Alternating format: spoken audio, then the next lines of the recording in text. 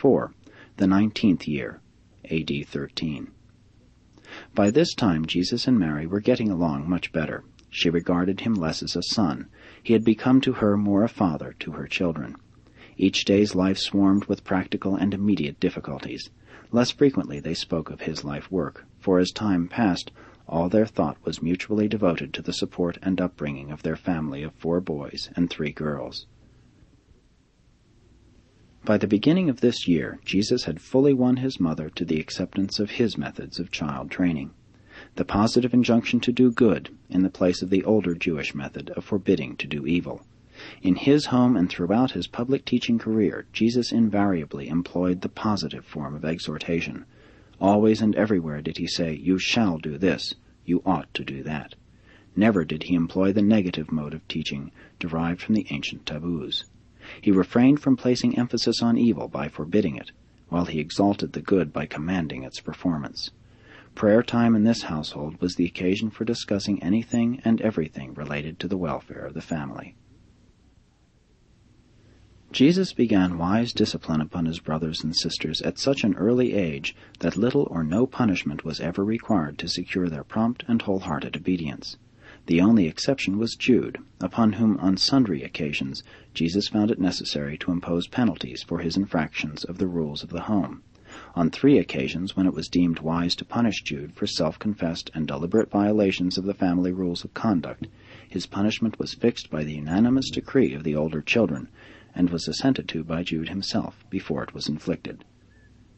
While Jesus was most methodical and systematic in everything he did, there was also in all his administrative rulings a refreshing elasticity of interpretation and an individuality of adaptation that greatly impressed all the children with the spirit of justice which actuated their father-brother. He never arbitrarily disciplined his brothers and sisters, and such uniform fairness and personal consideration greatly endeared Jesus to all his family. James and Simon grew up trying to follow Jesus' plan of placating their bellicose and sometimes irate playmates by persuasion and non-resistance, and they were fairly successful. But Joseph and Jude, while assenting to such teachings at home, made haste to defend themselves when assailed by their comrades. In particular was Jude guilty of violating the spirit of these teachings.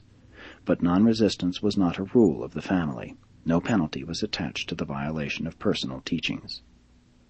In general, all of the children, particularly the girls, would consult Jesus about their childhood troubles and confide in him just as they would have an affectionate father.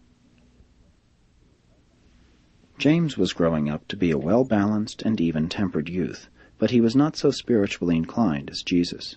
He was a much better student than Joseph, who, while a faithful worker, was even less spiritually minded.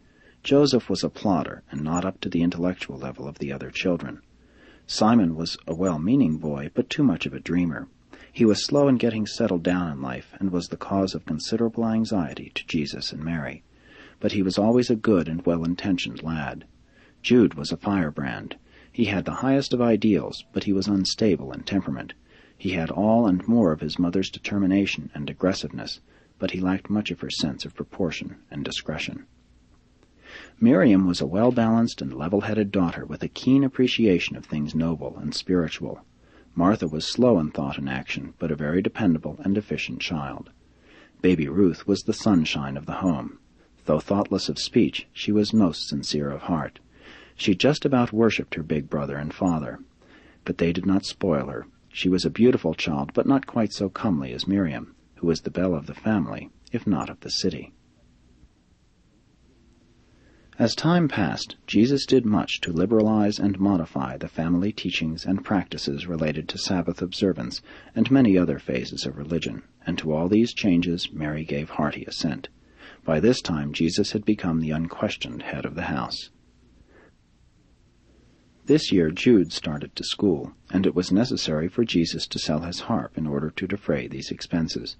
Thus disappeared the last of his recreational pleasures. He much loved to play the harp when tired in mind and weary in body, but he comforted himself with the thought that at least the harp was safe from seizure by the tax collector.